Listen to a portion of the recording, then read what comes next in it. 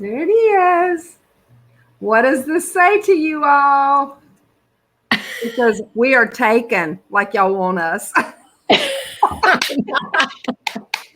Only from you would that come out. I thought that was funny. Mm-hmm. You always kind of thought everybody. You want to throw me under the bus? Listen, you've always had a very confident ego when it came to relationships with men. Now, let's just say. Hey, and I've always attracted them. I know. You have. But that's not what we're here to talk about today. No, it is not. This is not pickup time. This is not that dating. Although Facebook can surely, how many friend requests do you get from crazy strange men all day long? Well, they're probably not even men, but they're posing as good looking men, you know, wanting you to friend them. And then you look at their profile and you realize this is not a real profile. So y'all ladies, don't fall for that. No, they're not real. I always look and see if they have more than a few friends, you know, in common. But sometimes they just have a couple of girlfriends in common. And I think, these ladies have fallen for that. You have to go hit on their profile and scroll way, way, way, way, way down and make sure they got years of history on there. Because if it just ends with about 10 posts, I say, nope, deny, delete, block. That's right. You got to know. You got to be wise. Got to be wise. For sure. That is exactly why we are here today, to help you from our wisdom. To be wise. We're going to give you some marriage advice. I'm sure there are people right now, perhaps my husband, that is laughing. Yeah. We're not really giving advice. We're just giving our experience. I need to turn up my volume. I got to hear this myself.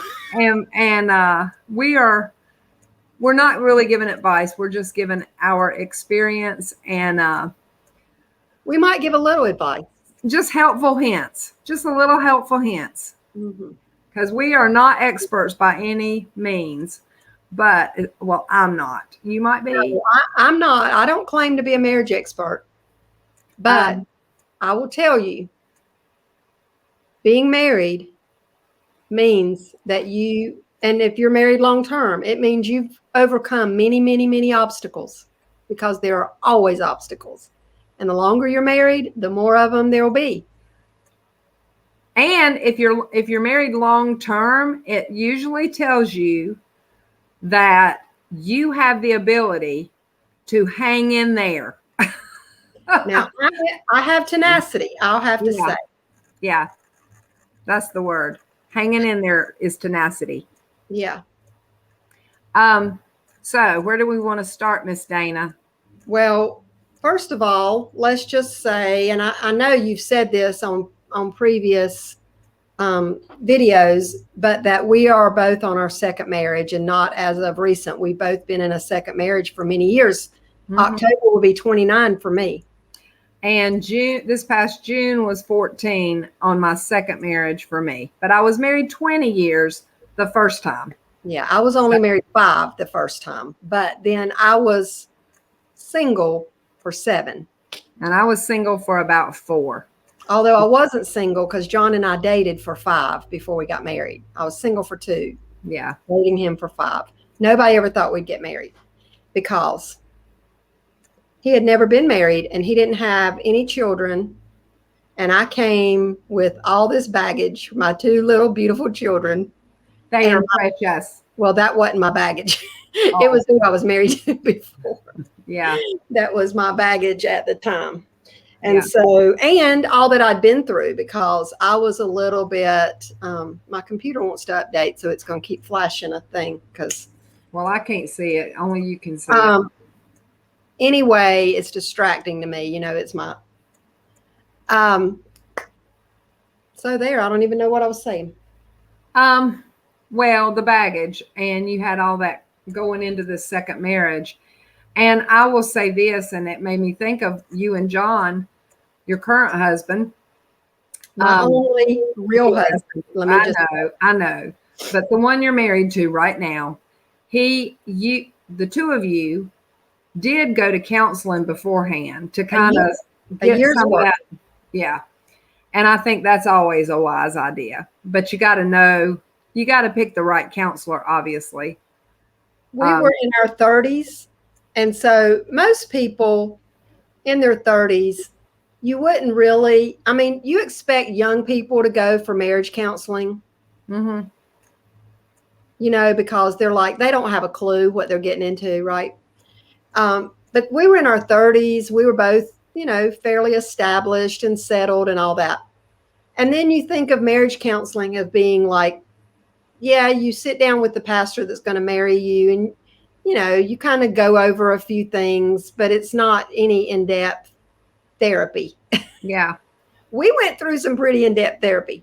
So, and I will tell you, because there were two things I was very concerned about, and he was just as concerned about, but probably for different reasons. And one of them was where we were going to attend church together as a family. Yeah. That's a big one. It's a and big not one. even necessarily the church, but what denomination, because he was from a Presbyterian background and I was from a Pentecostal holiness background, and they are two worlds colliding. Yeah. And, you know, we kind of believed the same. I mean, we believed all the basic things, all the important things, but there were a lot of doctrinal things that we weren't clear about. We weren't on the same page about, let's say. We were both clear. He was clear, I was clear, but we were not on the same page. Yeah. And we had to kind of find our middle ground. Yeah. And then I had two girls who were used to just me being the disciplinarian. And John was, you know, it's easy when you don't have your own children to be very strict. So let me just say to you guys out there, any of you who have not started your family yet or don't intend to have children or whatever the reason you don't, it's easy to judge. Yes. We being, you know, me as your sister, I remember those days, and I remember feeling like we knew what the girls had gone through. We knew what you had gone through. And then a man coming in on that situation. And we already knew the girls had gone through a lot of trauma, a lot of stuff. And so I guess we as your family were a little on the protective side. And I remember being very hard on John in a lot of ways. The way he was hard, we just didn't. I just remember it being a hard season to watch him coming in and being so strict on them when they had not really had a whole lot of that kind of structure, especially from a man.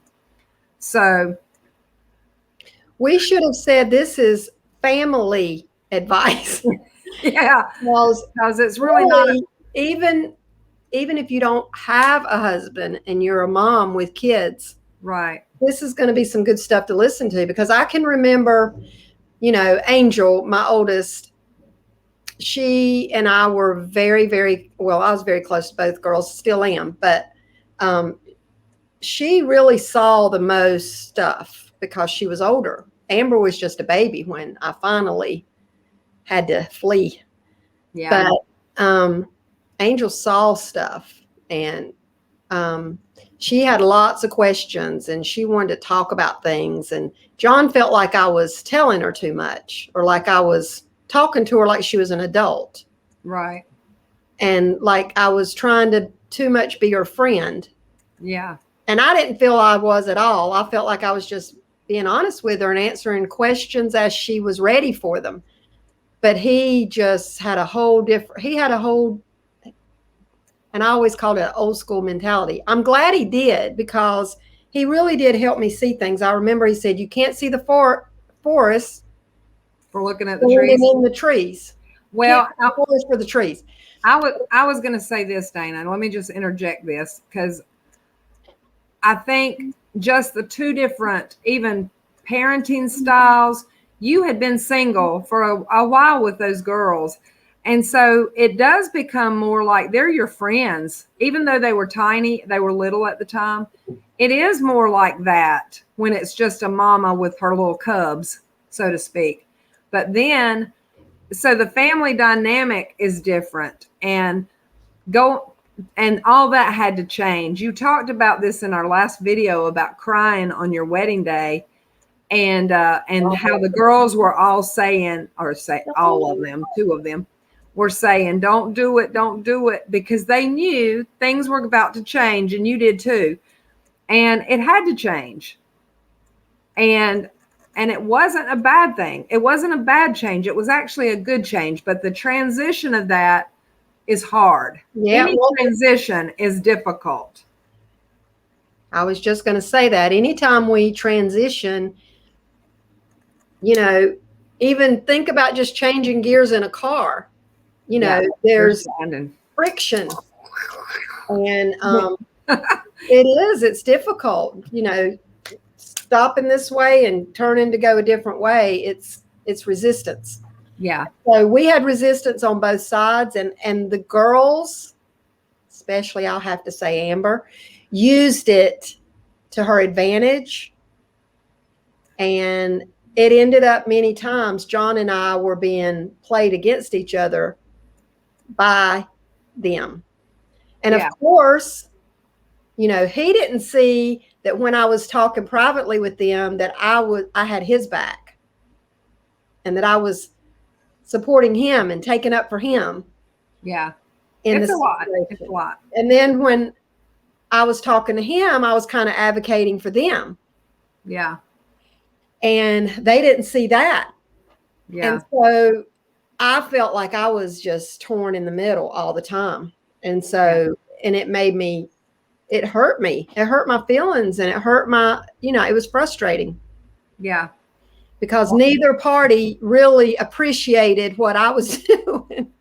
Well, I'm going to say it from a different perspective in the fact that my second marriage came in at a much later stage of that. My children were at the time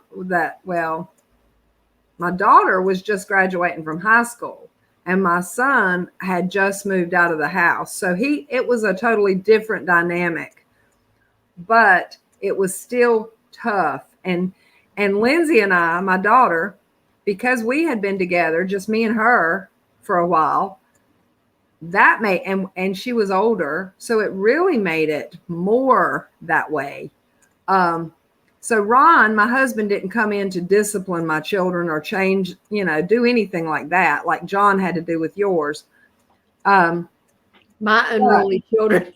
Well, yours were so much younger, but I remember Lindsay, she just did not. She was not really liking it.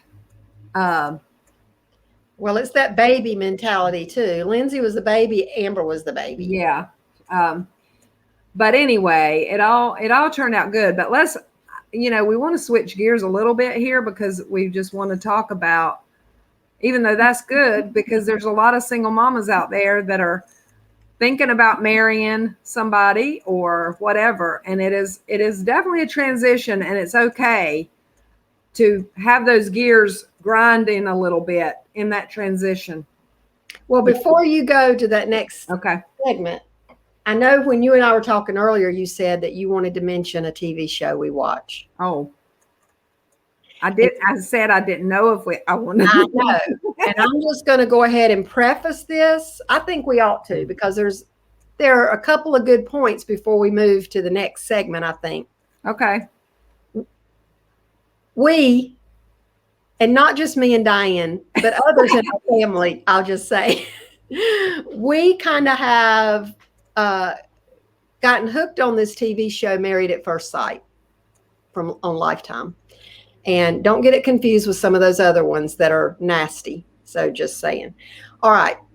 There's some other shows out there like it. But this one, they They don't see each other. They meet at the altar. They don't know their names. They've never talked to one another. They've never even seen a picture. They meet at the altar. They get married. Mm-hmm. And they have the option to not, but I haven't seen one that didn't. They all do, even if they're like totally not attracted to the person or whatever. They trust the experts that match them up. Yeah. And then they go on a honeymoon, and, you know, they move forward after the honeymoon and move in together and start a life together. And I'd say about a third of them stay married and have been successful, and have children. Yeah. And they have children and all that. Yeah. You know, at the end, they have the option of getting a divorce or not, which that is the part we don't really agree with, because when you get married, you're married. Mm-hmm.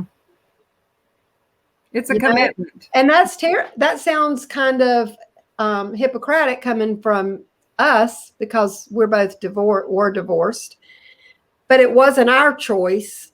And a lot of times in these situations, it's not, you know, one wants to stay married and the other one doesn't. Yeah.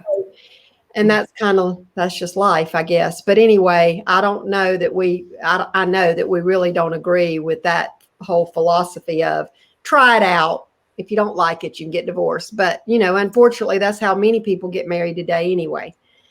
But I just wanted to throw that in there, because they realize, some of them come in there and say, I'm not changing. Yeah. The other ones, I'm not changing. It's like, well, stupid. Why'd you get married? Yeah. And while we're watching this together, because normally we're all on Marco Polo, an app that we use, and we're commenting about what we're watching together. And we're all saying that same thing, that, you know, this is, why did you come on this show? Why did you agree to meet somebody at the altar and marry them at the altar if you're not willing to change? When you come together as a married couple, you're going to have to do a lot of compromising. It's more compromising than not, I would say. So, yeah. I mean, even today, I just got back from the grocery store, and I'm, you know, even just trying to figure out what to cook. A couple months ago, I decided to go plant-based. Well, my husband didn't. Yeah. Same here. I prepare meals. Yeah. So I could say, well, I'm the one preparing the meals, and you're going to eat what I put out. And right. And, you know, I could take that stand, and maybe, I don't know, I don't think I've ever taken stands like that, but a lot of people thought I was pretty in charge when we got married. And I guess I was more. I've learned to compromise more, but I compromised a lot in the beginning too, that people didn't realize. But anyway, so yeah, I mean, I didn't have to. I chose to buy meat and cook meat and do all that so that he has what he wants to eat, because I love him, and I want, you know, I could say, well, I love you so much, I don't want you to eat meat. Right. But the truth of it is, if I thought it was poisoning him, I mean, if I thought it was really that, well, we won't even get into all that, because we could go on to a rant about what's healthy and what's not for a while. So my point is, I respect what he likes and enjoys and wants, and we both meet in the middle on things all the time. So I'm sure. And he knows how you feel. He knows how you feel health-wise, you know, why you make the choices that you do. And I think he respects that. So it's not like you're going to have to tell him. It's not like you're deceiving him and just letting him do whatever and eat whatever he wants without him knowing how you think about it. But I was thinking about the old saying about, if you truly love something, you set it free. Well, you and I talk a lot about freedom these days, and that is the case in a marriage. Nobody's in, you know, you're not there to control him. He's not there to control you, or that's the way it should be. But you compromise, and it's not that we don't have a leader, because I do believe, I mean, ultimately, my husband makes the financial decisions of our home, all of that. But I make a lot of the decisions too about just normal stuff. around here because I'm here all the time. But anyway, so it's just a give and a take, and you have to kind of know your role and know what, everybody's got to have their place. So it is a lot of compromise. What was it that at the end when they do the little wrap up thing and two of the ladies were talking, what was it? The one said, this is the 21st century. Yeah. About, I can't even remember, Dana, which one. Or she said, do you know what century you're in? Because the one groom was wanting to, he was basically the feeder and. Yeah, he was a financial guru, and he's great. Right. That was it. And he was trying to, and she came in saying, I'm not good with money. I've never been good at saving. I really need some help. And he's like, so then he says, let's put our money together and let me manage it. And she freaked out. No, that's my money. Listen, and I remember, especially going into this as a single woman and you'd been married before and you're older, because I was 43 when I married Ron. And I had been on my own for a few years there doing my own stuff and coming in and feeling like, oh, goodness, I've got to give him, we're putting our money together now. And we didn't do that for a few years. We didn't either, and I regret it. I do too. We would have been so much better off had we. Well, and it makes you more one. It makes you more reliant on each other and think. You have to think. You have to think together, make decisions together. It just, otherwise you're still two different. We might get some hate mail about this, Dana, because people are really funny. I know, I don't either, because we're just telling our own experience and what works for us. And I think a lot of it is just good old sense. I'm not even going to say common sense because it ain't so common anymore. It's not. Listen, sense is not a common thing anymore. That's for sure. No. So I'm not even going to use that term, but it's just good sense. And, well, it's biblical too. Just saying. It is. And listen, that's our guidebook, Dana, Yeah.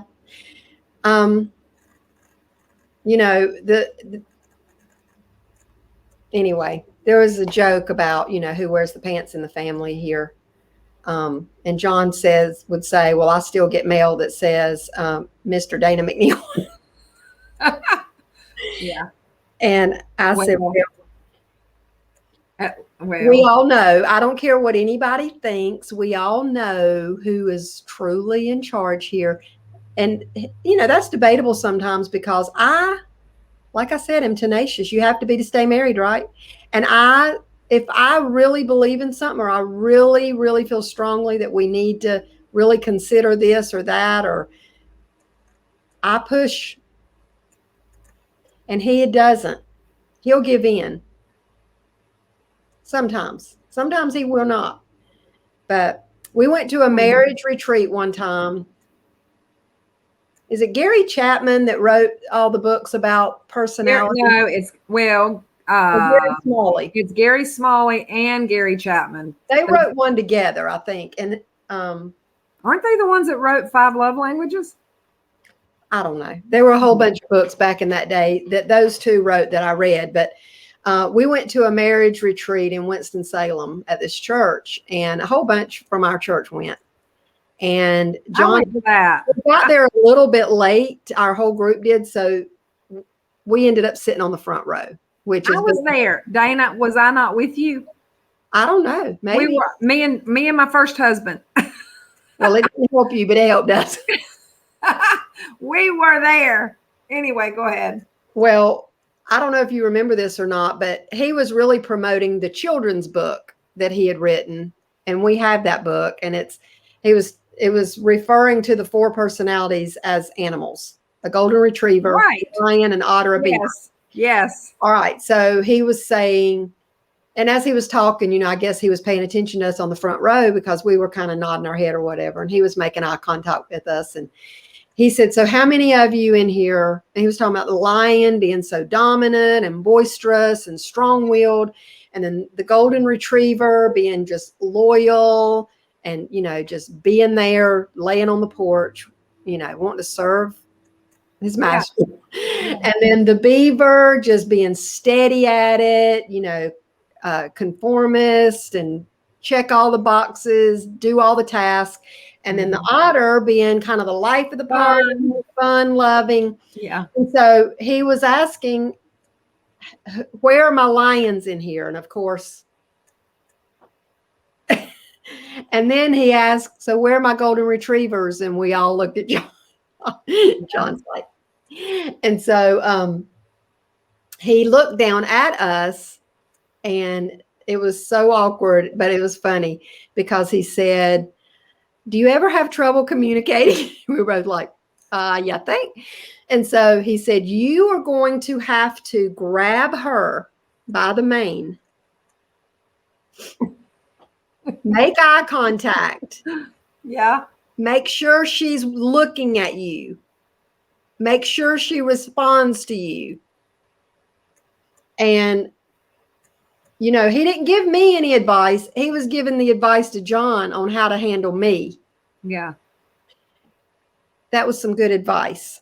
Well, and I think it's different if you had been the man, if the lion had been the man and the woman been the golden retriever, it would have been, he would have probably given you different advice or given John different advice. Yeah. But anyway. But, so many times John and I would be having this conversation and grab you by the hair. Well, no, he's never grabbed me by the hair. He said, and I'm trying to even think of an example, but like he would say something and I'd say, I've never heard you say that before. And he says, Dana, I've said, did you grab me by the mane? And he said, no. And I said, well, then hush up. Because no, you got to do what you were told. You didn't do it. That's right. Well, I went to that same seminar, that same marriage seminar. And I remember. John sounds so abused. He is not abused. I know. We know he's not. No, he's not. We know he's not. But anyway, I remember coming away from there feeling like at that point in my life, I was young. I felt like I was pretty young. I don't know how long ago that's been, but. Well, John and I had just gotten married. I was 32 when we got married. So I was 30. Well, I was just going to say at that point, I remember feeling like I was a mix between a beaver and a golden retriever. I was definitely not a lion. And I still don't feel like I'm a lion. Like we talk about being leaders, but I don't really feel like I'm that kind of personality. Anyway, so it's just funny how you change over the years too, but everybody, whatever you are, as far as those four animals, I like the otter myself. They're fun loving. They're just enjoying life. But anyway, beavers are too serious sometimes and can just get caught up in working and doing and kind of get on my nerves, if we're honest. Yeah, I don't know what I am now, Dana. I'm not a real beaver lover. I'm not a real beaver. If you're a beaver, I love you. Hey, I just don't. Can you do the beaver, Dana? And I just said yesterday or whenever we did our last recording, I said, I am a doer, and I am. But I want to have fun, and I want it to make a difference. I'm not going to just do something to be doing it just because somebody told me to, or just because there's a set of rules to check off. When I say when I was thinking I was a beaver back then, it's because I had young children. I was always cleaning my house. I was always doing something like that. And I'm still that way as far as you were homeschooling. Yes. So it's just a different phase of life. So now I'm not sure exactly what I am. Having an identity crisis as we speak. You are smart. You are kind. You are important. That's right. That's right. Anyway. Let me say this, because you're saying the opposite. I am now married to what I consider a very strong personality. Now that I'm not saying anything negative. He's a very strong personality, and everybody that meets him, take him by the mane and ride it out. Dana, I don't think we're going there. Hot dog. You went there. Anyway, listen, let's get this You back went on. there. Let's be clear. I know I did because I just meant he ain't gonna like it and he's gonna start bucking. no, listen, I have learned some things. The first husband I had was totally opposite of the second husband. My husband now is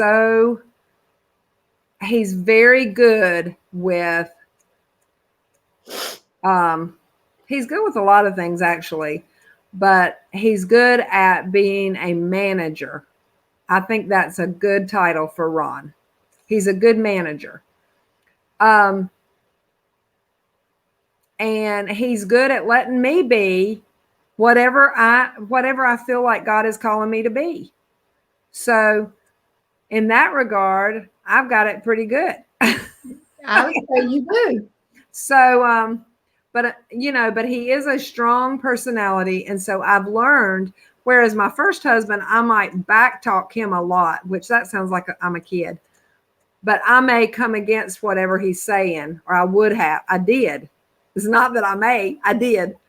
And we were on the same level, kind of, my first husband and I, because we married really young and we just kind of grew up together. But this one, we are not on the same playing field. He is definitely he's definitely I hate to use the word boss, but he is definitely the manager. Let's say that. I said that already. And I've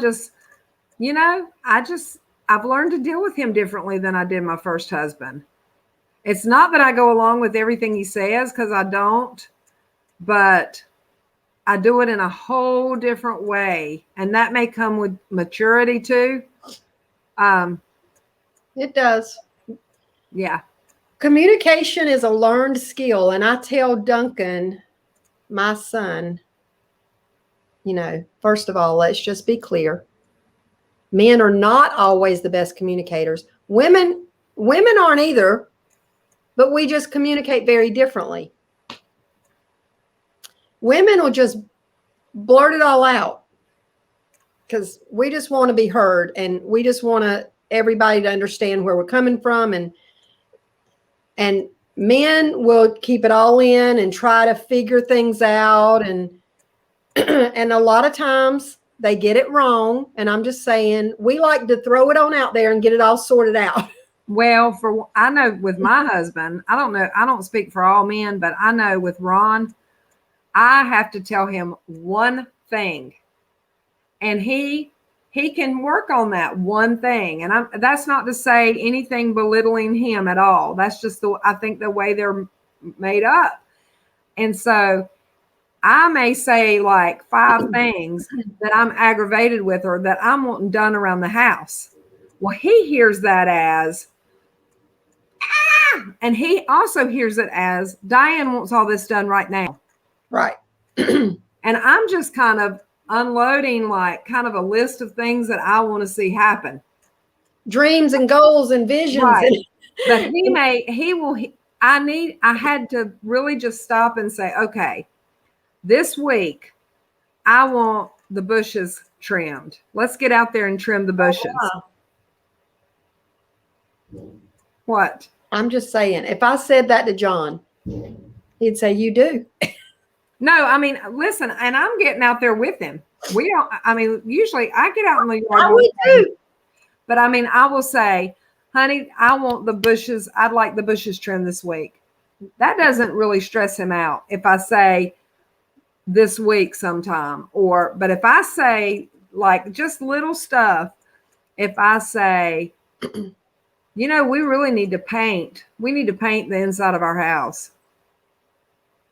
He might go ballistic because he will say, he thinks I mean like today. Let's start moving furniture. I mean, really.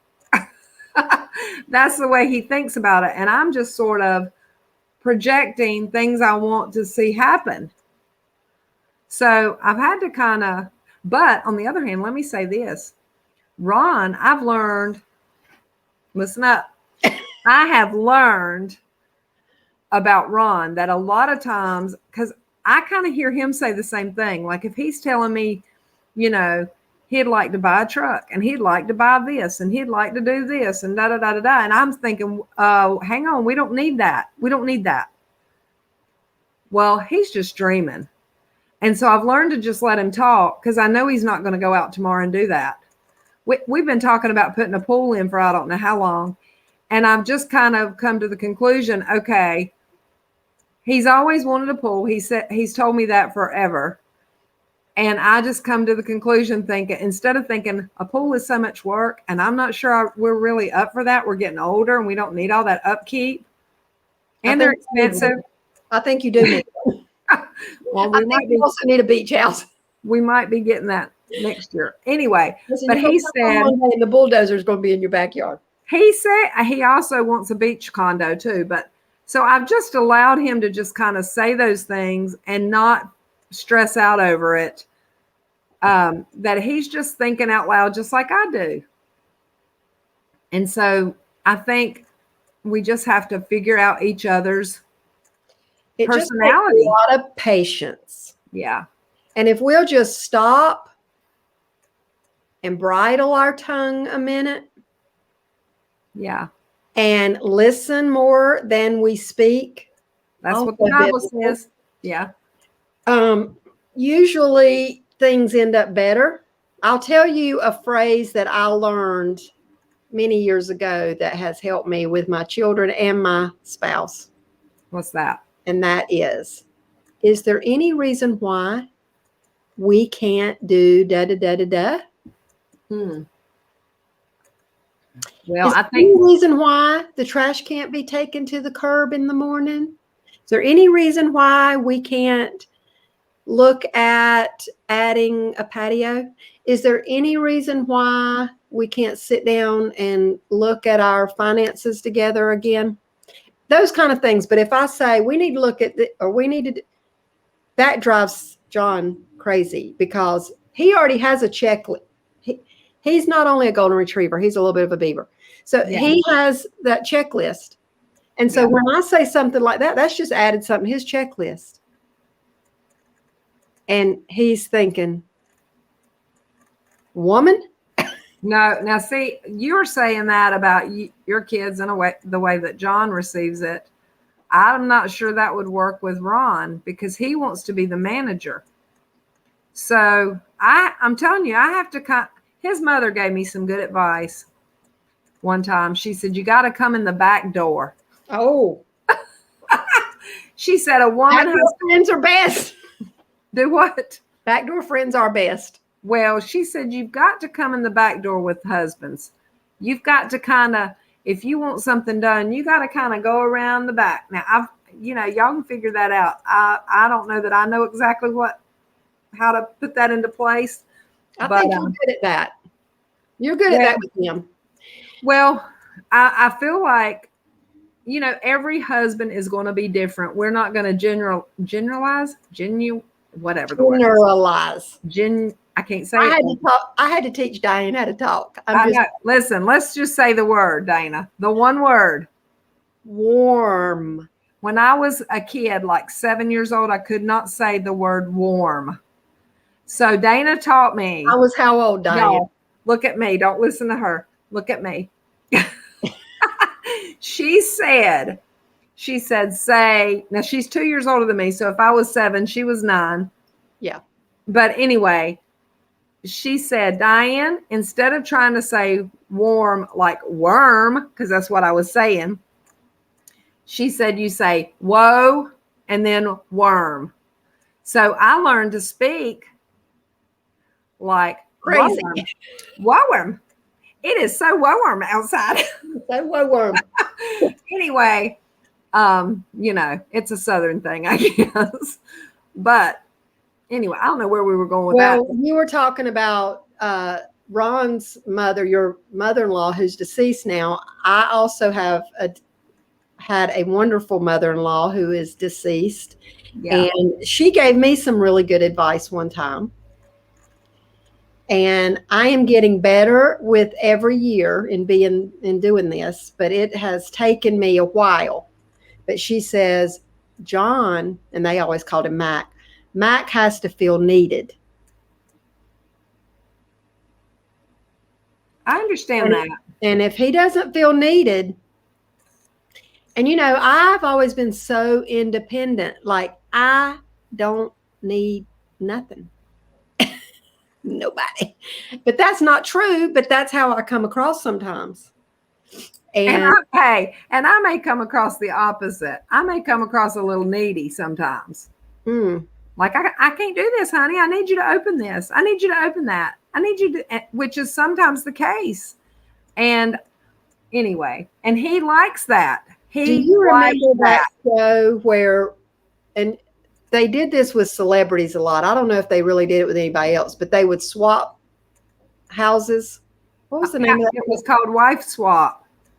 Yes, Lord. No, we could never do that. But and it was anything except for, it wasn't a true wife swap. Let's be clear. I was going to say, if you and I were to swap husbands, first of all, me and your John are very much alike in a lot of ways. And I can't even imagine that. But you and Ron would be like explosion.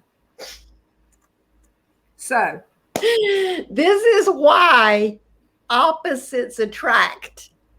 Yes. Now, on that note, let's just be clear. Do not be unequally yoked. What does that mean, Dianne?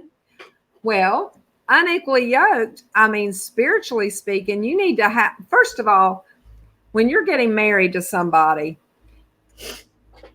when I was young, I just thought, oh, he's raised in a Christian home, and I was raised in a preacher's home. That's totally different, first of all. Those preachers aren't Christians? Well, it was just different. It was so different. Yeah, but not in a bad, I'm not saying bad on either side. It was just very different. And my expectations were different. But what the Bible's talking about is, like you said the other day, Dana, his God will be your God. And I mean, his family will be your family. You are marrying not only that person, but you are absolutely marrying that family. And you are marrying their background, just like you their belief system, all of that. And so you want that to be on the same page, or else there's going to be lots of friction, a lot of fireworks that don't need to happen. Because what does darkness and light have in common? If you're a believer in Christ, you need to be marrying a believer in Christ, a strong believer, if you're a strong believer. Because we talked about this at another time. The first time I got married, I was a believer, and I was, like I said, we were preachers' kids. We were in the church all the time, but I was still pretty young, and I don't even think I really knew what all that was about.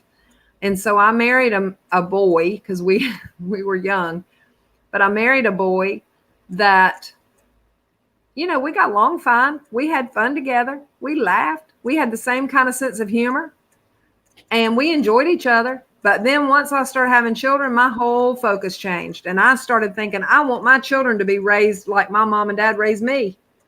So I became a different kind of person. And he was that same boy. I heard a guy tell me, and it's somebody I dated when I was single in that period of time. And he's gone on to be with the Lord now. But he said to me, and I think this is so true. He said, women marry men. No, hang on.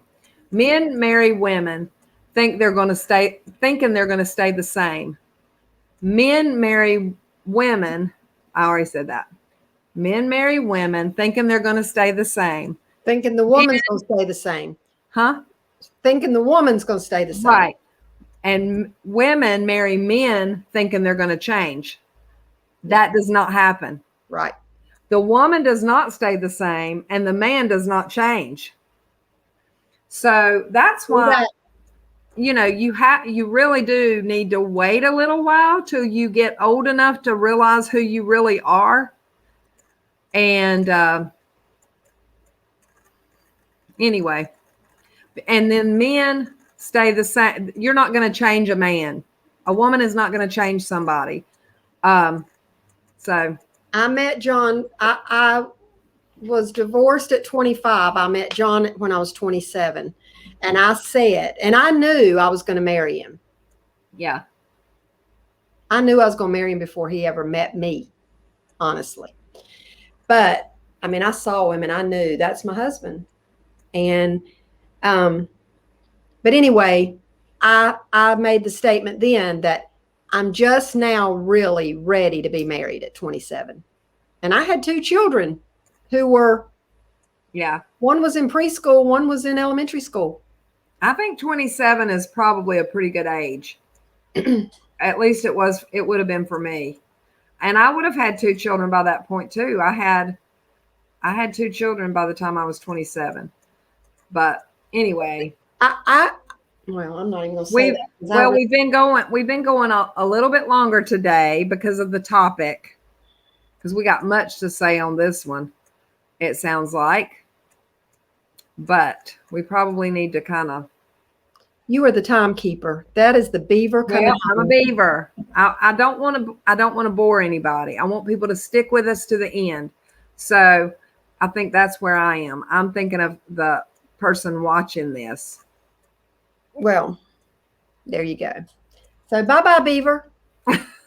Bye-bye, lion. Call you names too. All righty. Well, hopefully we've given you some tips, some things to think about. Yeah. Food for thought. That's what we're all about. Food for thought. We need to call that food for thought. We change this name of our stuff every day. I know we haven't really branded ourselves, but we're going to have to, because we are getting ready to be a thing. I think people are catching on to us. Yeah. Like us. If you like us, comment. Yes. Like your comments. And share. And share. Yes. Sharing is caring. Yes. All righty. See you later. Bye.